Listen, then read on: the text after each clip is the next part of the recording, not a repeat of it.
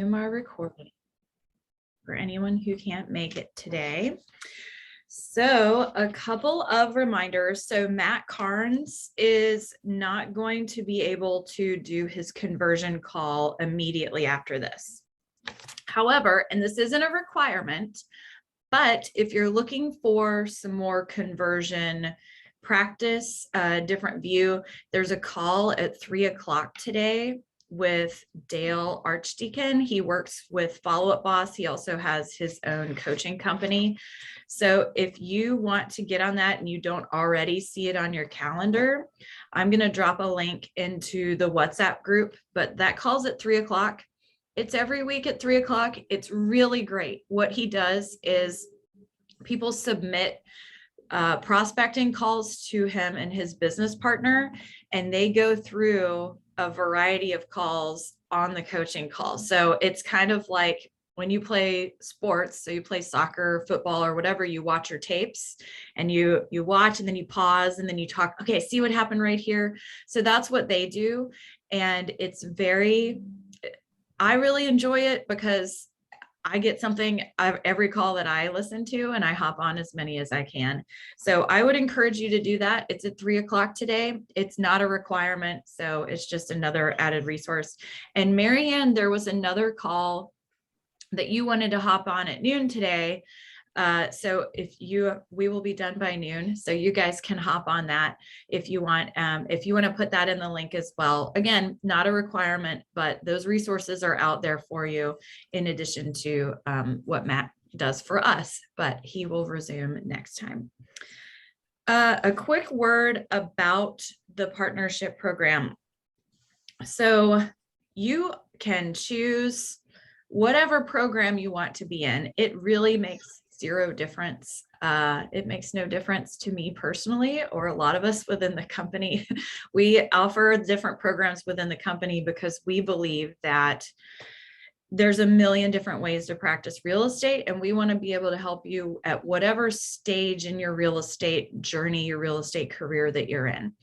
But I do want to say we've had a couple people leave the partnership program, and they didn't talk to anyone really about it before they did it.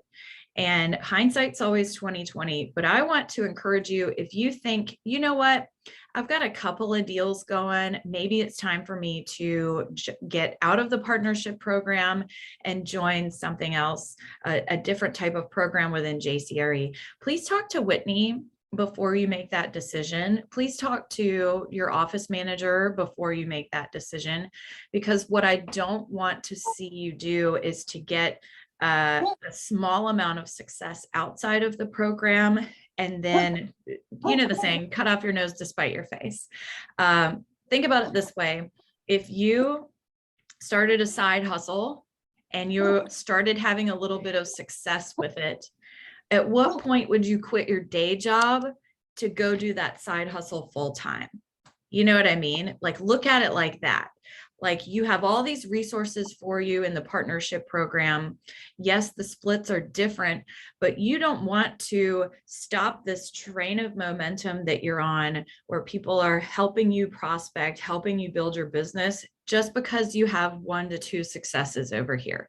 So don't look at a upcoming personal deal or, you know, something that's small in numbers, small potatoes, and you want to stop this momentum that you're going. When you're ready to exit the partnership program and do this fully on your own, I want it to be because your side hustle, if you will, is making you twice as much money as the partnership program is. That's when you're ready to jump off. So again, it makes no difference to me, but what does make a difference to me is someone who says, you know what, I'm going to stop doing this to completely start over and go do this somewhere else, and it's at your expense. Because if you leave this program too early, it's going to slow down your momentum overall. So I want you to meet with Whitney. I want you to meet with your office managers.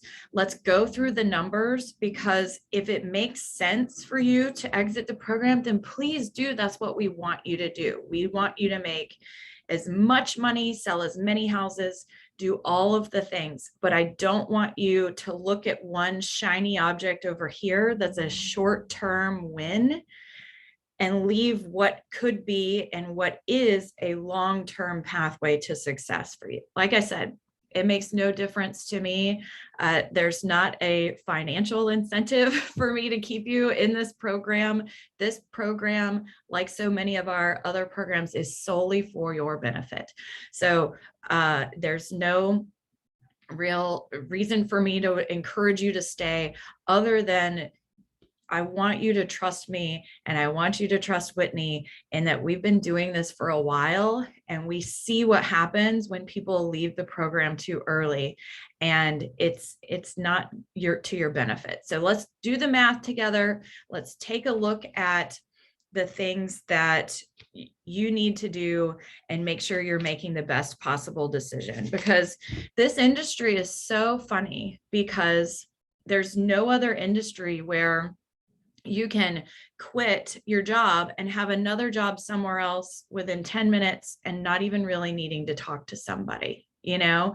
So there's not a whole lot of conversations. If someone gets frustrated where they are, they'll go, oh, well, I'll go do this somewhere else. But let's communicate, because there's so many resources we have for you, and we really want you to be successful. So please make sure that you are considering all your options and you're having intelligent, well thought out conversations with people before who have been in this long enough and can advise you, because I think that would be another thing to your benefit.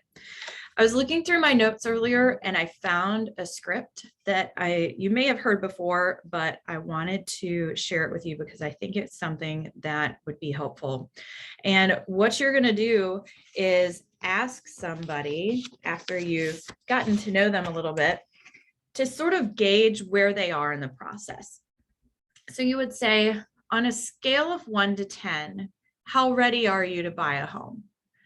Now, if they say 7 to 10, that's great. Why do you feel like you're so ready? Let's talk about what you've already done and how I can supplement that and supply you with resources to help get you to the finish line.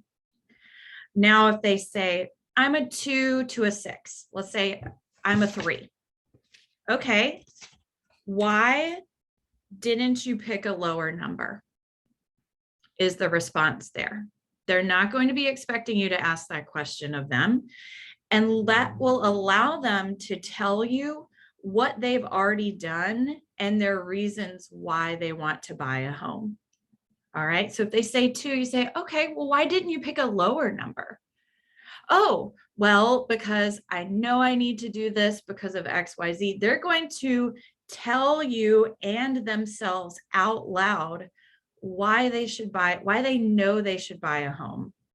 And it will also give you a lot of information as to where they're at in the process, what they've done already, how you can help them.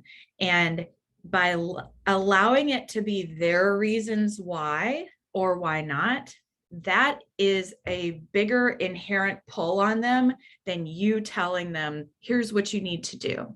You know what I mean? It's sort of like why you want someone to clean their room from like a parenting standpoint, or getting someone to do anything.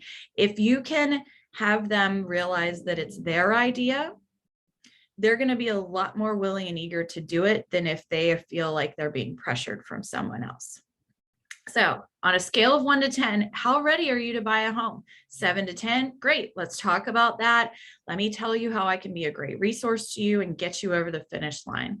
If it's a 2 to a 6, ask them, why didn't you pick a lower number? And hear them out. Listen to all the things that they have to say, and then let them know how you can supplement them. So what if they break the rules and they say, oh, I'm a 0? Okay, that's a good answer too. What can I do to get you to a 1? What is it that I can do to get you to a 1? They don't know where to start, and you know where to start because you've done this before. So try that out.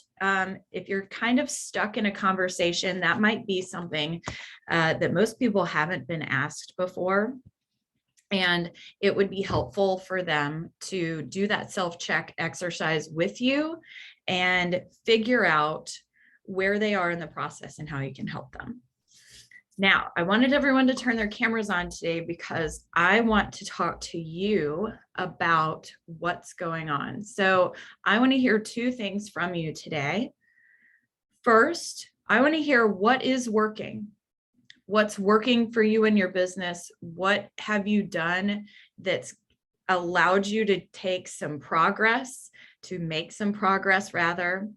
What have you done that led to an appointment or a ratification or a good conversation, some type of win? So I want to hear what's working. And then I want to hear from you what is not working. All right.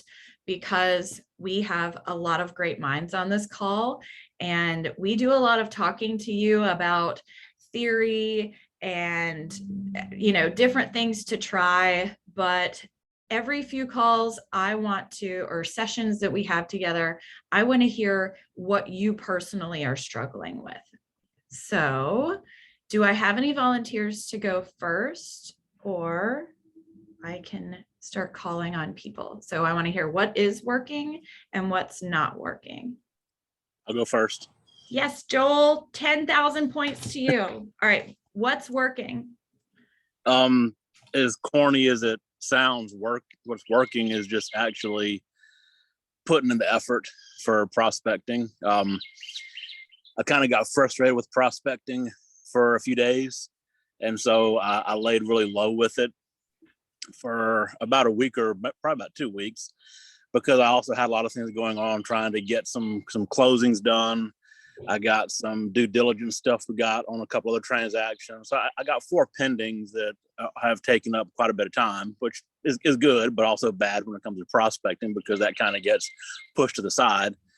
And so the time I did spend on it, I wasn't really yielding any results. And of course, that's frustrating. And so I saw Jeff's message in the culture section on the workplace yesterday. I'm like, oh, okay, cool. So I just woke up at whatever time I woke up, got the kids off to school, and jumped on the phone around 8:00. And after 30 minutes, I had 2 solid phone conversations and 2 solid text conversations with 4 different people.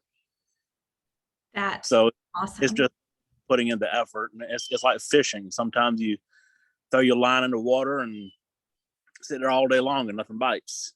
And then the next, throw your line in the water and you catch a 3-pounder within 2 minutes. Yes. And I'm so proud of you, because knowing when to take a step back, like 2 weeks isn't going to kill your career. It might be a little longer than you should have, but if you feel like you are not getting anywhere, that energy, that frustration, that's going to continue. That's going to continue until you can break the cycle. So by Joel figuring out, you know what, I'm frustrated and I'm not doing anybody any favors by calling these people. You were right to do that. You took a step back, you got your head on straight, and then you got a sign from Jeff or wherever, and you jumped back into it. So taking that step back is good, because we all need to rest, especially if what our efforts are leading to some frustrating activities. But also giving yourself a time. It's like when you're upset. So if something happens that upsets you, give yourself a time limit. Go, all right, I'm going to be upset about this for 10 minutes. And then I'm going to get my head on right, and I'm going to get back in. I'm going to be upset about this for 2 days, whatever degree you need to feel your feelings, but get back on that horse again. Joel, that is fantastic. I'm so glad you did that. So is there anything else that's working right now? How are you prospecting? Is there a strategy that you're using, a certain time of day? Not really. I guess my strategy is trying to think of a good way to describe it, because I'm not sitting down and saying, okay, I'm only going to prospect just this type of people. I'll kind of color with different crayons as I go, if that makes sense. Mm-hmm.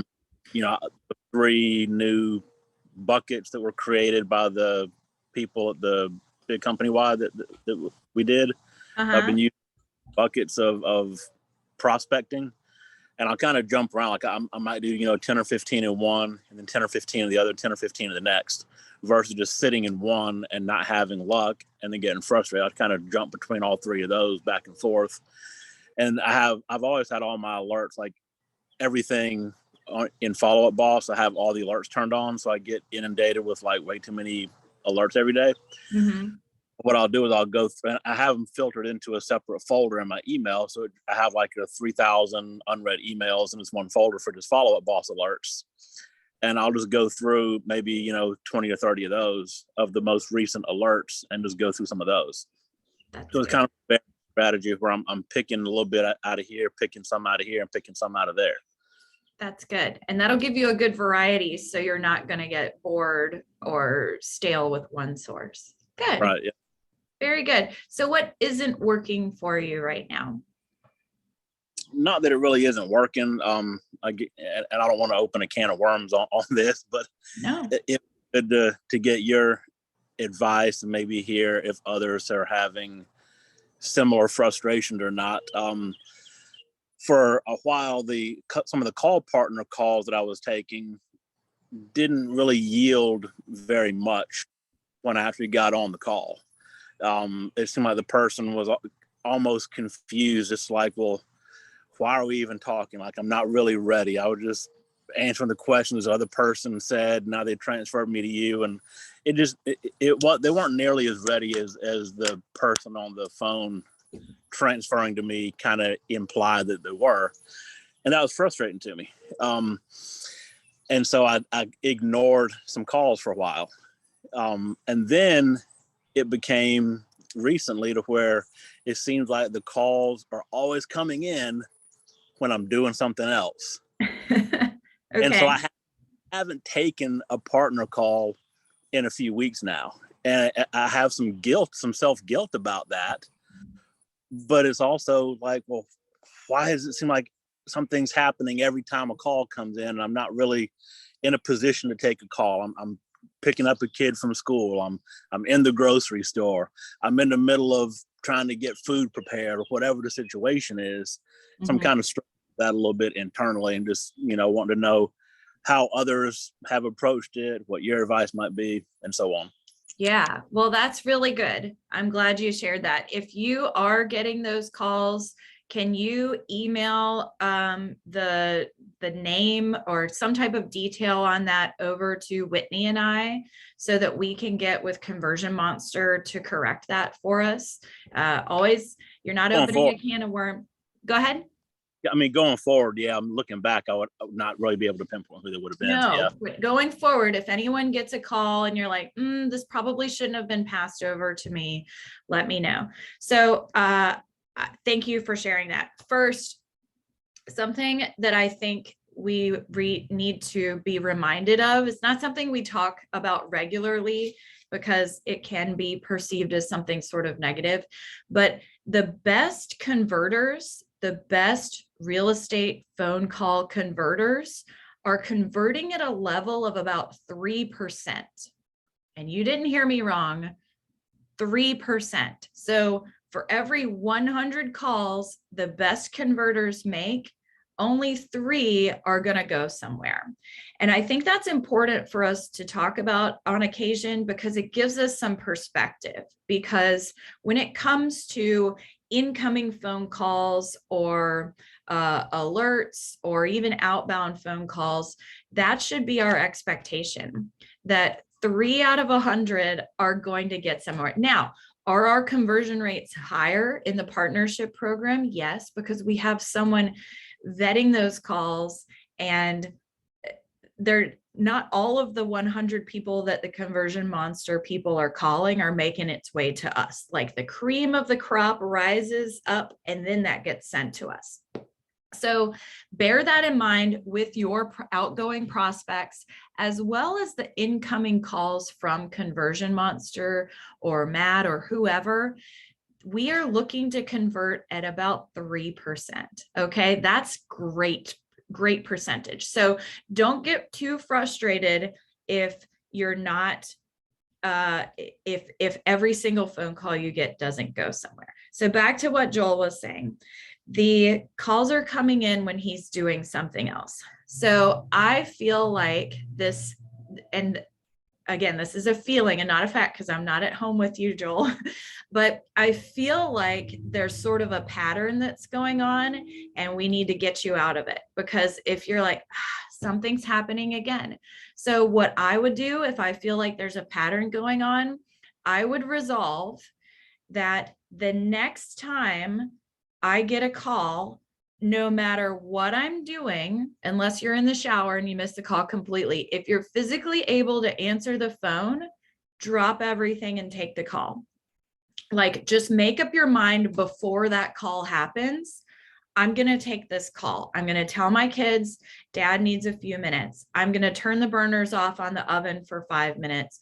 Whatever you need, leave your laptop open on the counter with Follow Up Boss, MLS, whatever resources you need, if you are sort of in that interim, and just resolve that, you know what, no matter what happens, I'm answering this next call and I'm going to convert it.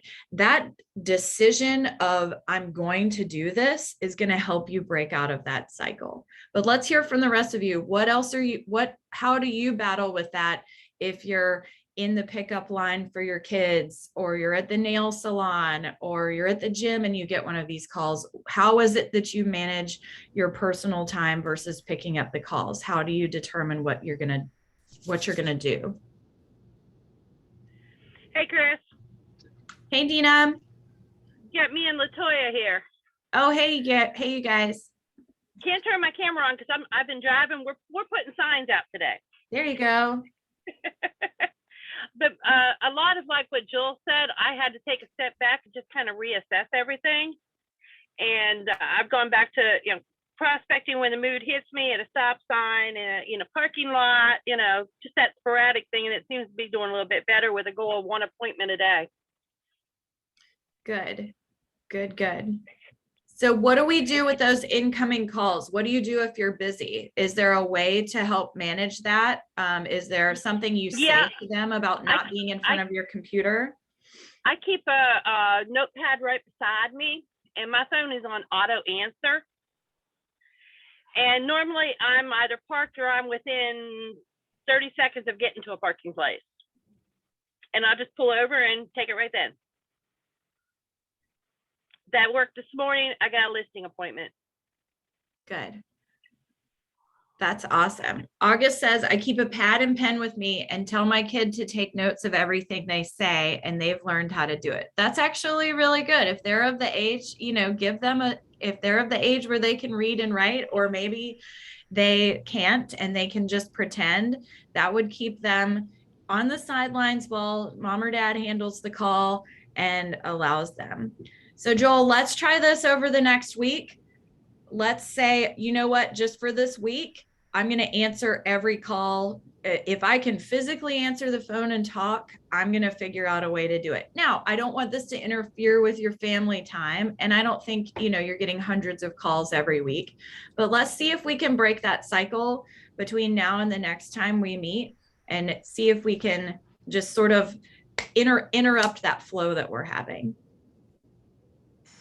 Thank you for sharing with us. Go ahead, Alexandra. So I was going to kind of tap into that a little bit, because I do, no surprise here with all my children, that I get that as well. So I definitely understand not picking up the call at 3 o'clock when I've got kids in the car who are, battling it out in the back seat. But with that being said, anytime, I'm kind of curious, like, who's having really good success with Conversion Monster, only because it seems like every single call that comes through and I try and get, I got one. So like the whole time that Conversion Monster has been going on, I've managed to get it one time. And I'm just kind of curious, like, how everybody else has seen that, if they've had a lot of really good success with getting the phone, or, because for me, and it might just be my carrier, but it seems like as soon as my phone starts to go off, I don't even have the name up yet. It like can't answer the phone and it's already done and then says missed call and tells me who it is. Okay. So people out there have some very quick trigger fingers, but I'm, you know, Yeah. it's a little disheartening when you're trying to get the calls, but then the only one that you can manage to get is when your kids are fighting in the back seat at 3 o'clock. So Yeah. That's bad. I'm just kind timing. of curious on that. Does anyone else have some best practices when it comes to answering these conversion monster calls? Answer and pick up one as quick as you can. That's what I always try to do. Yeah. You know, it always helps. You know, I feel like I get most of mine when I'm sitting in the office at my desk and I'm making calls out of Follow Up Boss because I've got my phone up, you know, right there. And when it rings, but that's probably, you know, that's really when I get mine instead of, I've heard, you know, me and Jake have talked about it in the past, and he says his car is quicker. Whenever he's in his car, he can just click the button to answer the call when it comes up, and he's had success with that. But that's kind of been my success, is just when I'm in the office, sitting down on my phone is when I've been able to get them. Okay. Perfect. Alexandra, we'll look into that. But I'll ask you some more questions offline and see what we can do to work on that. So Alexandra, what is working for you? Things that are working, I've tried to kind of time out different parts in my day. Of course, it doesn't happen every day. I kind of have to go with whatever my schedule is for that day, but I do try to work out whether or not, like this morning I was in the office and kind of touching base with some past clients, because I know some of them are wanting to take the next step forward, you know, whether it be on the buy side or the sell side, and just trying to figure out where they are in timeline. So trying to each moment that I'm able to kind of just around real estate and pick one specific task. So like I said, that earlier hour was touching base with my past clients, trying to figure out where they were, as well as some of the clients that I'm working with now, and you know, moving them up, whether it be with closing or, you know, inspections or whatever it is. Different other things like, you know, trying to reach out to new prospects and, you know, take whether or not it's 20 minutes or I've got an hour and 20 minutes, just to focus that time and say, this is what I'm going to do right now, because this is what I have available. So it's been successful. It just depends on, you know, on the day, on the call that you make. And you know, like you guys have said before, you can make 100 calls and not talk to anybody, or you can make 10 calls and talk to everybody. I really like the way that you're really focusing. If you're like, I have 15 minutes, I'm going to turn off my alerts and get in there and really focus on my business. So that's good. I think 15 minutes of really strongly focused effort is a lot better than an hour of sort of half-assing it. So I like that. I'm going to look into your conversion monster challenges and ask you some more questions. So I have that written down. So I'll come back to you on that one. Damian, what's working for you and what's not working? You know, coming back to some advice that you gave me, probably this is a few months back in one of our meetings. You know, what's worked for me to get my first and only pending so far has been going to see a property. I had some out of town clients that had been looking around for a condo for their daughter. And one Friday morning, I just happened to look in the MLS and I saw one that looked absolutely perfect. And I knew it because we had talked about it. And so I decided, you know, I just texted him, and it was early, and I was like, hey, I went ahead and booked a showing for this condo at 10:30, I think it was. I'm going to go see it, take some videos for you. It looks really good. And went, took some videos. He absolutely loved it. And we ended up putting in a contract and got it approved. So that was fantastic. So that really worked for me. You know, just going ahead and, you know, pushing the needle, taking that next step really helped. So that worked for me. For sure. That makes me really happy. Good. And sometimes, you guys, if people are, the easiest thing for people to do is nothing. So the longer you can let them do nothing, that's comfort, that's ease, that's where they're going to stay. So what Damien did was, I'm going to force you to look at one of these damn houses. I'm going to virtually take you there. And what we talked about, in case you weren't there that day, was what that's going to do is that's either going to push them to move forward on either that house, or it's going to pique their interest to look at more, or they're going to feel bad if they're any type of a good human. They're going to feel bad that Damien's getting in his car, showing people, taking his time to do these videos for them, and say, you know what? We really appreciate you doing this. We're just not ready. So my advice to Damien was, don't go do this on a bunch of houses. See where this leads, see what their response to this one is. And if they're like, cool, thanks, then you stop. You go on to work with someone else. But if they're engaging on a higher level, then you proceed forward. So figuring out, I've tried everything. I don't know, what is it that you can do that's different than you've done before with the clients that you're working with, to get them to do something different. Because if you continue doing, hey, just checking in, whatever, that's not going to move the needle forward for them. You got to mix it up and show them oh, Megan's willing to go drive to these and we don't even have to come into town. That's amazing. What a resource she is. So very good. Very good. So what's not working? For me, I kind of took a step back, and I think the biggest thing is organization. So for the past couple of weeks, I've kind of slipped into not being as organized as I definitely need to be, especially in this industry where you're the boss and managing everything. And I know that's going to be important, as I hopefully get a lot more busy. So that's one thing I've been really focusing on, is getting organized, making sure my calendar is where it needs to be, and all that kind of stuff. That's so good. And this is important for everyone.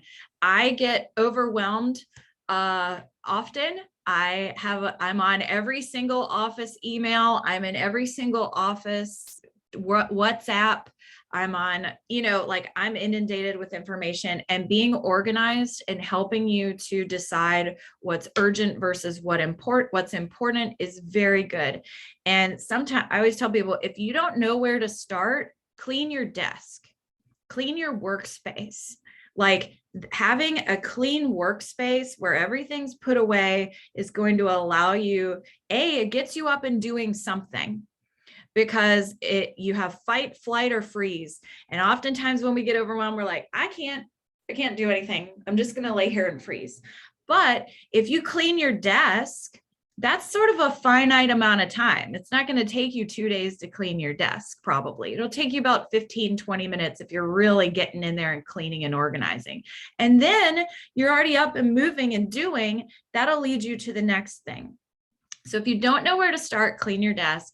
If you don't know where to start, clean your email. Who here knows how to use filters for their email to filter things so that it skips your inbox and you don't have to read every single email? Jacob knows how to do that. Is everyone else using their Gmail filters? If you are not, I can help you do that.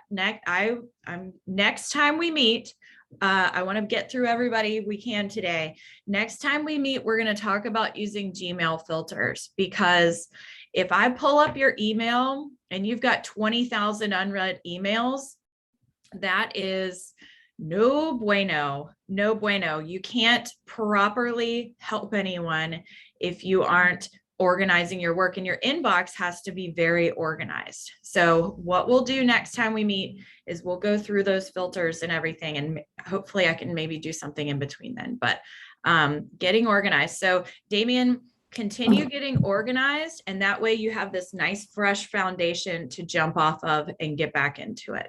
Very good. August, what's working for you and what's not working? Well, I was going to show Damien this. One thing that helps me with organization is I have this little folder, and every contract goes in this folder. And on top of the folder, I've got my client, my name, and like it's a double wide. So like I have the serial number, I have the attorney's office I'm using. And then on the back, I have like my checklist that goes in. So that might be helpful for somebody, but every client I have has a folder. So when I pick it up, I have all their information right in front of me. That's good. That's really good. That's Just- great. Thanks. That's awesome. It's very helpful. So other than your organized folder, what else are you doing that's working? What's working right now? What a lot of the partnership calls that I get are out of town. So I don't have a chance to have a lot of meetings Okay. or see people face to face. So what I've started to do is I got maps of like what county so if they want Spartanburg County, Greenville County, Anderson, have maps. And then what I do is I can write on the map, kind of like where they're looking. And so I can kind of put it like how we're like, because they're interested always in Atlanta and Charlotte, because we're that in between. Mhm. So I'll just draw like where, you're this far from Charlotte, you're this far from Atlanta, you're this far from the coast, this far from the mountains. And I just kind of put it into perspective. So when I send them homes with addresses, if it has like Travelers Rest or if it's an Anderson address or a Spartanburg, then they can go to that map and they can kind of see where they're going to be living. Because I'm getting a lot of sight unseen. They just want to move here. Just get me there. Right. And that's hard because I got a partnership call a while back. Her husband passed away. She's got 3 kids. She's never been to the South. And she said, just give me a home. I'm going to get it. That's hard. Yeah. That is hard. So that's what's working for me. I've done that to several people and they like that idea. So Good. They seem That to is a good idea. they tend to stick with me after I send that. I guess because they know I'm going to help them a little bit more. And to have a really user-friendly map to use is going to, it makes it a little bit more personable than just pulling it up on Google Maps, Yeah. like, oh, it's 20 minutes to here, it's an hour to here, etc. Good. Well, what isn't working for you right now? What isn't working for me right now? I got a lot. It's okay. Mental break. No, I was supposed to have a closing today. I was supposed to have a closing on Tuesday. And business-wise, I think I'm in a good situation right now. I Mhm. just can't find appraisers. I've spent my Oh. entire week trying to find appraisers that will actually show up at jobs. So I've had 3 appraisers to quit in the last 3 weeks from a closing that's supposed to happen next week. So I've learned how to use Facebook groups for appraisals. I don't know. That's the only thing that's not working right now is we don't have appraisers around here. Yeah. Well, that's good that you're going to the Facebook groups. Who else has an idea of how to find an appraiser? If you're struggling, does anybody have any ideas? No. Well, I've written that down and I'm going to think about it. So I will let you know if I come up with something. Good. Who wants to go next? Anybody? I'm going to keep going down my list. Patricia, you want to go next? So what's working for me? My biggest struggle, I'd say probably this year so far has been just finding the time to make calls, the motivation to prospect. And in one of Matt's calls a couple of weeks ago, he said, if you're struggling with making calls, just sit down whenever you get the time to make 25 calls. And so I've been working on that. I'm still not where I'd like to be making calls, but I'm getting closer.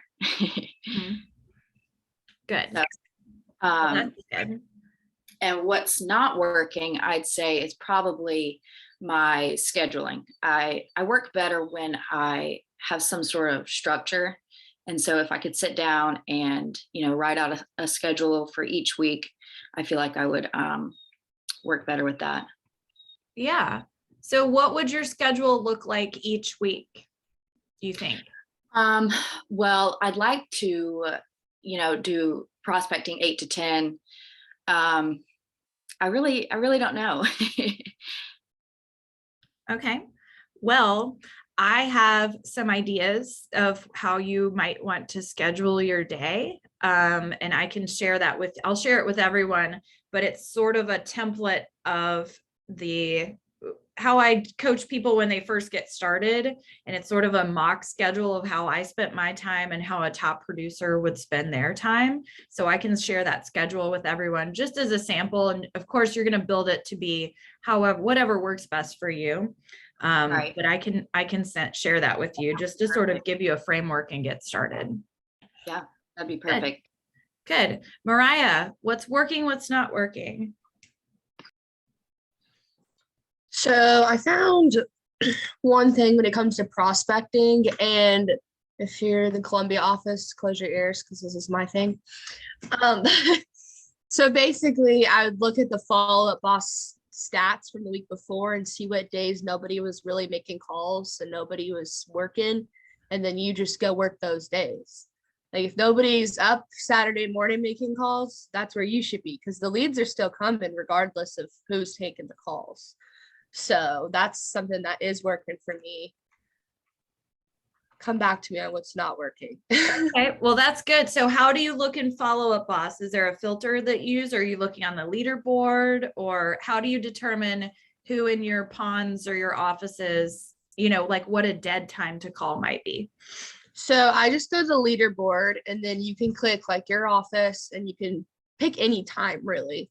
So you go to the last week and then you'll zero in and you can put a specific date. So if you say like, I want to look at May 20th, and you can see, oh, this person had this many points and made this many calls, or there's only been 10 calls today, period. Like that would be the day that you zone in on and be like, okay, this is my day now. Like this is the time I'm coming in, making my day and making my calls. Because nobody else is. That's good. Well, what motivates you to call? How do you feel like, oh, this gets me on the phone when otherwise I wouldn't? I guess the lack of competition during that time, I would say. Because if we have all these new leads come in, if they've already been called 4 times today, and they're definitely not answering the 5th time. Right. But you might have better luck if it's their first time being called today or their first time being called this week. Good. So maybe there's less pressure on those days and maybe less of a negative response from the people who are answering the phone. Good. Yes. Very good. I like that. Thank you, Mariah.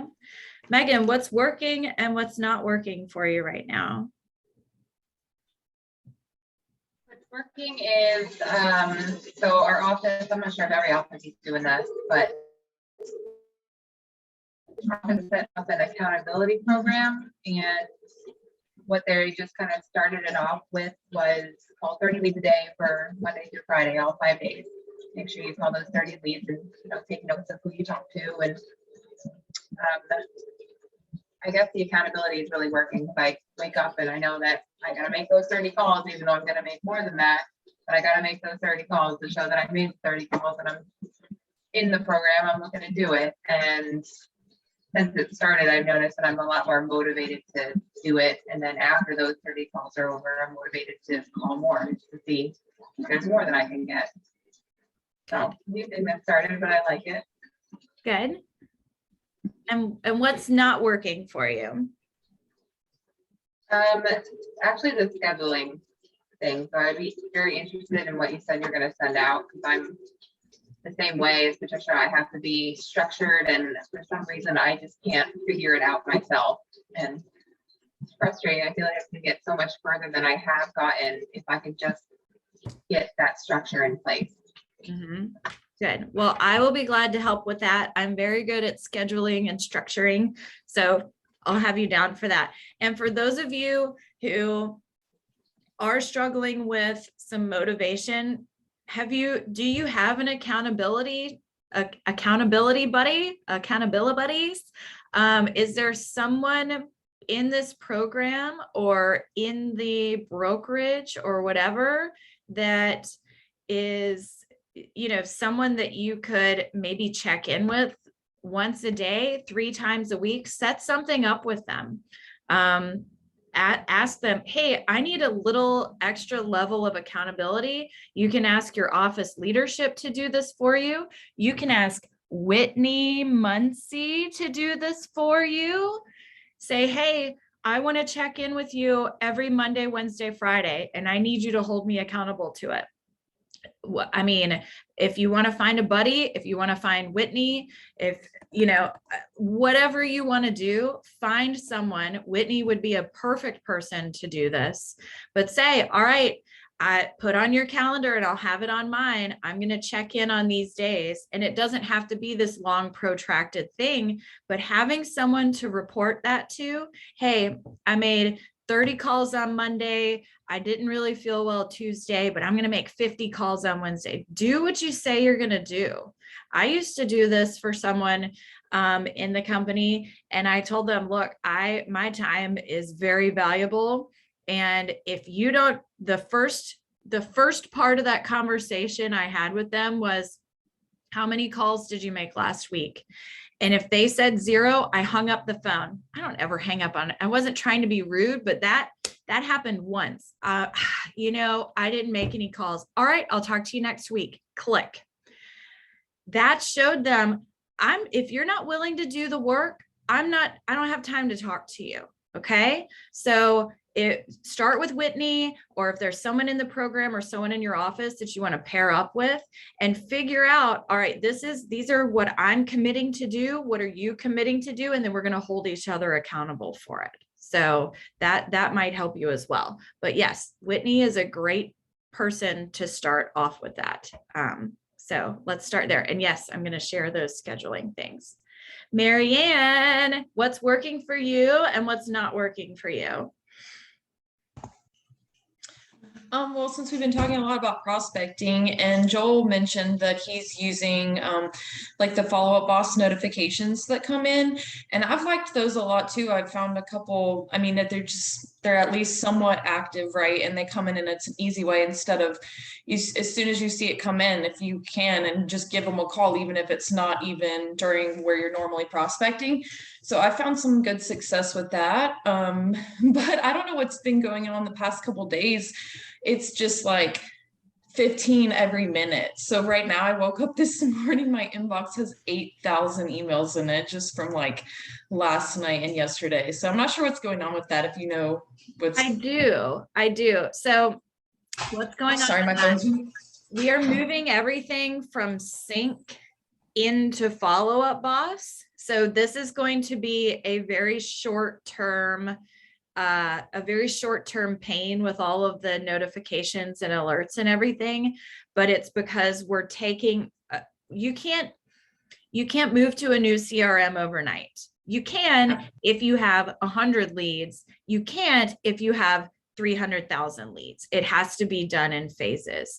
So what we're doing is we're doing sort of one of our final phases of moving things over so that we can have absolutely everything in. So as everything gets moved over into follow-up boss through the new system, they're getting passed through with Ylopo interactions, and that's where all those alerts are coming on. So yes, it's skewing some of our smart lists. It's a very short-term thing, and it's going to be phased out really quickly because it just sort of has to pass through that mesh of getting into the system, and it'll get hits with alerts and help us clean up everything, and then it'll sort of be business as usual. So that's not going to continue forever. Oh no, I figured it was short-lived. I've seen a lot of ones for like Rock Hill too, like chunks from another office. Is that normal? It's not, but it's because it's getting passed through. So they're on top of it, and Lauren is typing until her fingers bleed to try to go on. So it'll definitely be short-lived. Good. I figured so. Good. All right, Jake, what's working and what's not working? Hey, Chris, can I interrupt real quick? Yes, you can. So on my screen, Marianne and Zachary's pictures are side by side, and they have the same like kitchen light and cabinets place. Or is it just coincidence? Yeah. They have the same background. We're engaged, so we're sitting right next to each other right now. Same square. That's like really confusing. They have the same fake background. There we go. I love it. That's funny. I love it. All right, Jake, what's working and what's not working for you? All right. So what's working for me right now is past clients, actually. Okay. I have 2 past clients who are listing and one who just got me in touch with somebody else they know who wants to list. So that's going well. Good. What's not working for me is still trying to establish a routine that works for me. I feel like I keep trying a bunch of things and I'm either just not sticking with something or I can't find the one that works for me. So I'm still kind of trying to get into a routine. Yeah, it's hard. Everybody gets into this and they're like, I don't want to answer to anybody. I want to do my own thing. This is my business, blah, blah, blah. And then they discover we need structure, like as human beings. So it's not, dude, it's not just you. It's because you're human. You need a structure. It's why we all wake up in the morning, we eat lunch at midday, we eat dinner, and we go to bed around the same time. Like we all need some type of structure.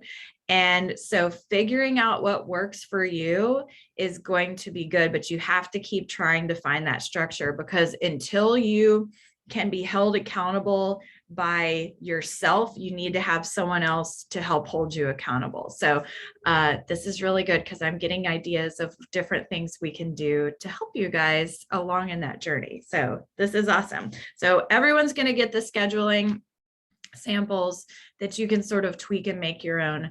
But until it becomes habit, figuring out a way to schedule out your day and stick to it is going to be good. But it's not just you, it's everyone on this call. I need a lot of structure in order to, if I feel like if I lose track of my schedule and my structure, I'm not getting anything done. Like the whole rest of the day is shot. So it's not just you. So don't feel bad about it on top of everything else, because it's a very normal thing.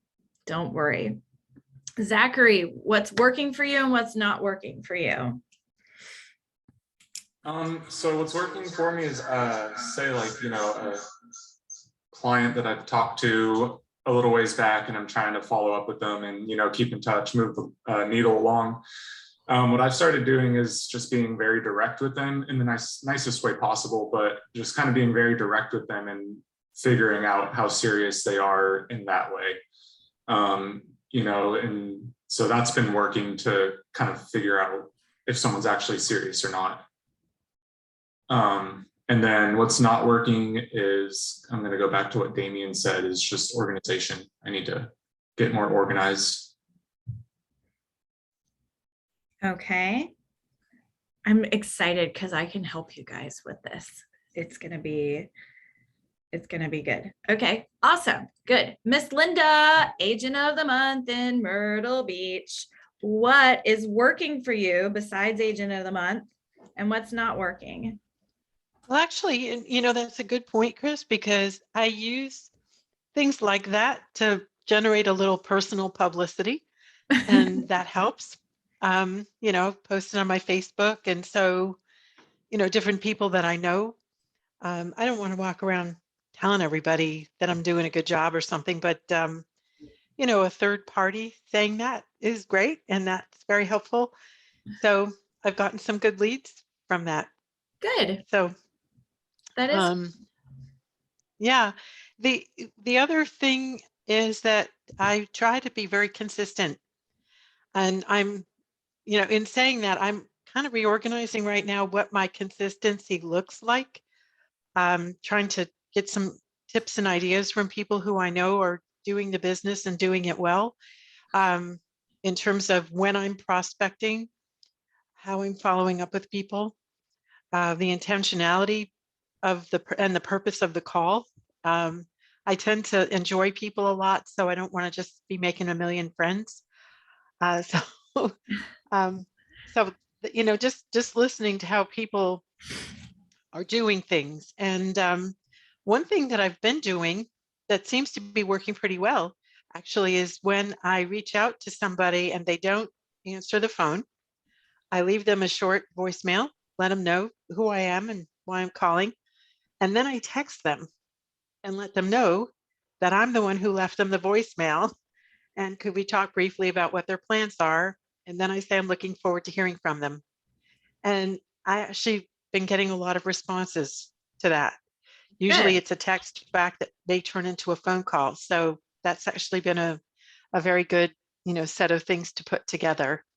Good. Well, that is good. And that's wise because I'm a talker, obviously, but I hate talking on the phone. I don't know why. Like if my phone rings, I'm like, oh, do I have to answer it? But I'll talk with you in person. I'll text with you all day long. So don't give up on that first initial outreach. If you have other information, if they've provided you with their email address and they are allowing text messages, send it over to them. Find a way to connect with them in a way that they want to respond, because maybe they are like me and they have on their outgoing voicemail. Don't leave me a voicemail because I'm not going to listen to it. Just send me a text message and let me know what you want. Oh, and I'm the same way. I mean, I love it when Jeff says you're in sales, answer the phone.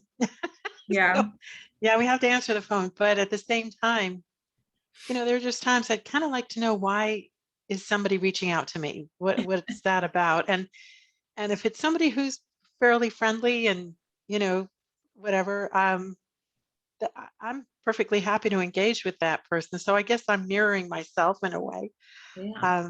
doing that. But that seems to have been working pretty well. And then, in terms of what I want to do better, I really like to find an effective structure, or it's not even that. I can say, I'm very blessed to have the business that I have, but there just seem to be so many complications that arise all the time and Yeah. that have to be worked through, and usually on fairly short notice. So even though I would like to have set times and set schedules that are inviolable, that I'm going to be on the phone and prospecting, doing that kind of thing, there's multiple times a week that gets interrupted. And I don't have a great solution for that, except to say that my promise to myself is that I am going to spend a certain amount of time prospecting. And if I can't do it at 9 a.m. because I've got to be, going to a closing or ironing something out, then I am going to have to schedule that time later that day and get it done and make sure that it is going to happen that same day. So that's the only way I know right now to deal with that. Yeah. So scheduling, if you don't hit it in the morning, try to do something in the afternoon, or just say, you know what, today didn't work out. I'm going to start fresh tomorrow. What you don't want to do is let it bleed into a week, a month, and then 3 months. And you might go, who would not prospect for 3 months? It is so easy to get off of that practice that months will go by and you're like, I haven't picked up the phone in months, and that's just, it kills your business and it kills your momentum. So I would do exactly what you're doing. If you can't get it done in the morning, resolve to at least call 20 people, 25 people in the afternoon. When you prospect, you guys, it doesn't have to be 6 hours of calls. Just reach out and plant those seeds somewhere. Plant them somewhere, because eventually some of those are going to come up. And if the whole day gets shot because of whatever, it's okay. Don't feel guilt or any sort of way about it on top of your day going sideways. Go, all right, this is what happened today, and I'll get back in control tomorrow.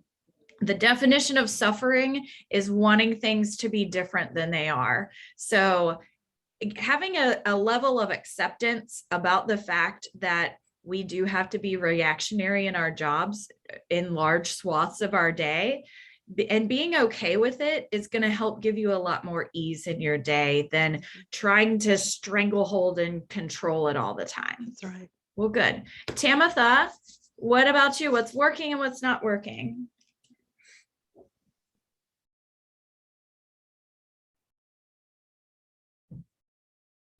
Uh-oh. I'm going to ask you to unmute, or maybe I can find you up here. Why can't I find you? There you are. You're unmuted. Can you hear me? Now I can. Thank you.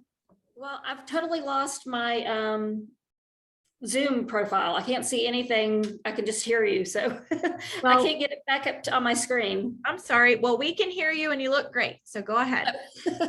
Thank you. I'm with a handful of the others that have a problem with being very structured. I know that I thrive much better when I've got a structure in front of me, but here lately, I can't even begin to start one. I just feel like I've got some weird things going on with the deal. And when I get a deal and I'm involved with it, it kind of takes over everything. And I know you're not supposed to do that. And I know you got to keep prospecting, but it's like, there's so much complication to this particular deal, just like everybody else's deals. I understand that. But I get wrapped up in it a lot and feel it very personally when it's not going right, because I want to make sure that I'm doing right by my clients. So that's right now, that's my biggest struggle. So yeah, I'm interested in anything you've got to help build structure. But like I said, I get unstructured when I've got a deal on the table and I get very wrapped up into it. I get very focused just on that and kind of leave everything else behind. So, and the good thing is, that I do have some deals. Even Thomas reminded me that of yesterday. He's like, you've got a deal falling apart, but at least you have a deal, it's because you're working that you receive that deal. But it's a struggle when you start to lose it for whatever reasons that are beyond your control. Right. All right. And something to remember is when you're setting aside time to prospect or follow up or whatever, you're not asking whatever emergency is happening on the other end to wait a day. You're asking them to wait an hour. So getting comfortable with enforcing that boundary of, I have this appointment with myself. I promised myself I would prospect from 9 to 10 every morning. Whatever it is, I promise you can wait. The incoming phone calls, even if that other agent's blowing up, they can wait an hour. So in our society right now, I saw this on the internet this morning, and it's so true. Like when you email someone in Europe, they're like, oh, I'm on holiday. It's June 1st. I'm on holiday. Can you email me back in August? Because I'm off. But here in America, you are like, oh, I'm having kidney surgery this afternoon, but I will still be available via cell phone. Like, how did we end up in this crazy place where we have to be available all the time? Now, you can be available to someone, but you need to do it on your terms. And I think we could all take a step forward if we released ourselves from some of this pressure to have everything done all the time. Like, because it's true. If I have emails that need to be answered, that's just burning a hole in my brain. If someone's calling me, oh, I have to stop prospecting and answer right now. No, you don't, So realizing what you are, there are things that happen to you, and then there are things that you allow to happen to you. And there's a very distinct difference in that. And I think if we all think about this concept for a while and think about the little things that come in and control our day, are they really controlling our day, or are we allowing it to control our day? And discerning, like, you know what? I think that's something I'm allowing, and I resolve to stop it. That's not going to happen overnight. It takes a lot of practice. Like, right. If Jeff Cook busts in through the door right now, it's like, I need you right now. The call would end and we would go. But if I receive an email, a text message, or whatever, it's kind of like all of us on this call. We have all received text messages, emails, all sorts of communication, our partners walking around in the background, everyone's received some type of distraction or communication during this call, but we've committed this hour and 4 minutes. Yes, I realize we've gone a little bit over. We've committed to each other. So we've knocked out the distractions and whatever else we can deal with after this call. So treat your prospecting time like that. Of course, if there's a closing scheduled at 9 a.m. and that happens during your prospecting time, that's a one-off. That's more important that day than your prospecting time. But for everything else, and some people like to prospect in the afternoon because that works better for them. Kevin Johnson in the Columbia office, you can't get that man to wake up early for anything. He will not do it. He's just physically not capable of doing it. So he does his prospecting in the afternoons. For me, my day, I left my room for the whirlwind in the afternoon.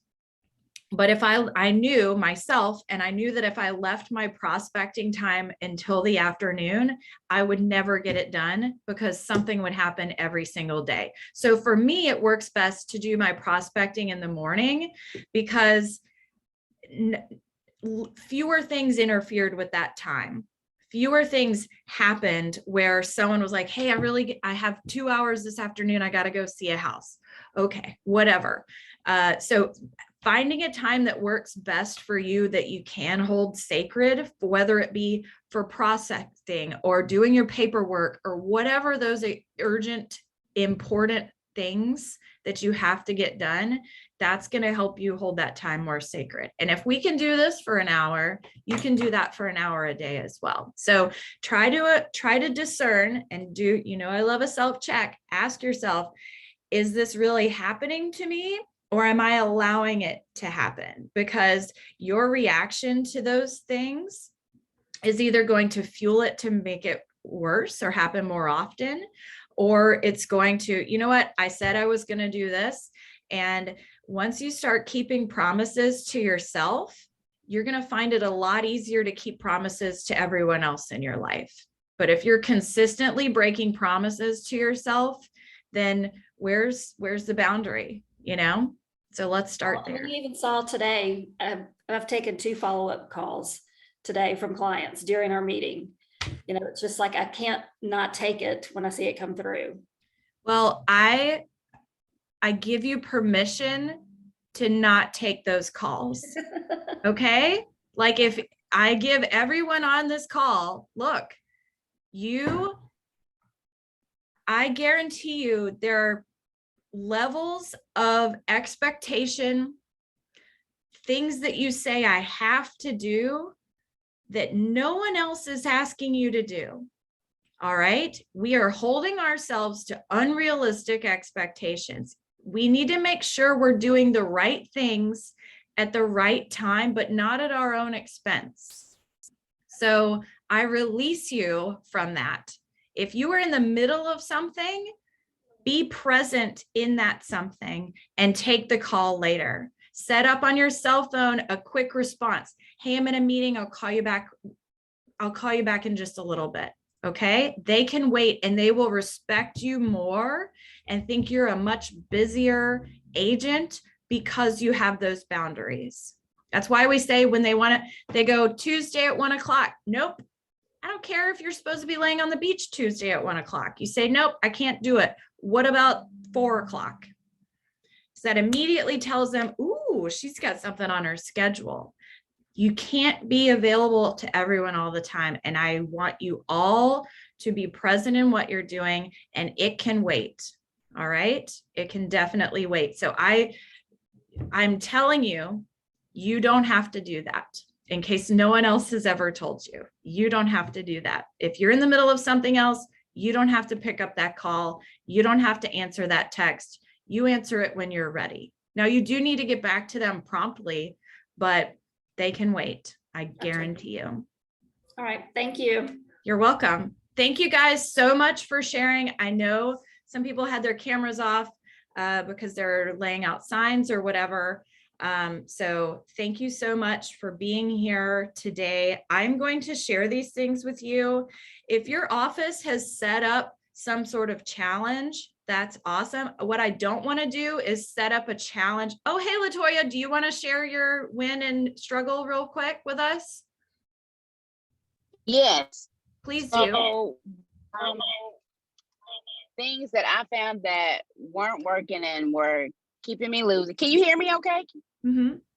Okay. Is I was having the hardest time getting clients that pre-approval process. Just I've connected them with lenders, but just actually going through with the applications or filling them out online. I just started hitting a wall with that. So that was where I was losing. So I just, after having some talks with David and about clients that we are able to help and clients that we're not, it's just coming to the realization that at some point in time, after constantly trying to meet them at the 50 and them not meeting me there, there's just some people that I'm not able to help. So instead of wasting the 10th and the 11th effort reaching out to them via phone or text or email, trying to get them to do that pre-approval, just spending more time on prospecting for potential buyers that are ready to go through those pre-approval processes. Good. I like that. I like that. It's my Wayne's World prospecting advice is get over it. Go out with somebody else. That's, I mean, if you can't force someone to do something. So knowing when to hang it up and maybe check back in with them later, because you've already established a connection, is going to help you as well. Because there's people out there who are more ready and willing to do that. Good. Absolutely. Well, thank you guys. I'm going to get all these resources for you. Like I said, if your office has set up a challenge, I don't want to set up a second challenge with us, but I do want to talk with those of you who are interested in some type of accountability piece as far as your prospecting or whatever. If you want to email me a quick email or say, hey, I would be interested in setting something like this up, I think that we can definitely figure that out. So if you want to send me a message over the next day or so and say, hey, I need an extra level of accountability, and Whitney and I will be able to do that for you. And this is not going to be us telling you what to do. Okay, this is going to be you saying, I am going to do this, and I need you to help keep me accountable to it. Okay, so whatever your goal is, if you're like, I want to make 5 prospecting calls a day, then that's what you're going to do. And we're going to help hold you accountable to it and report that information in a way that's easy for you to do. And so it'll help. So send me an email. Let me know if you're interested in some type of program like that. It's going to be your goals, whatever you say you want to do to help drive your business. This isn't going to be one extra thing that you have to do, but we're going to help hold you accountable to it.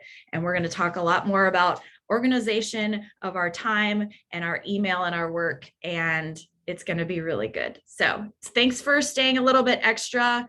I will also circulate the link to the call at 3 o'clock today. That's every week. I would encourage you to do it this week, but it's every week. So hop on there and get your conversion information. And I love you guys. Thank you for your time and have a great day. And we'll see you really soon. Bye. Thanks, Chris.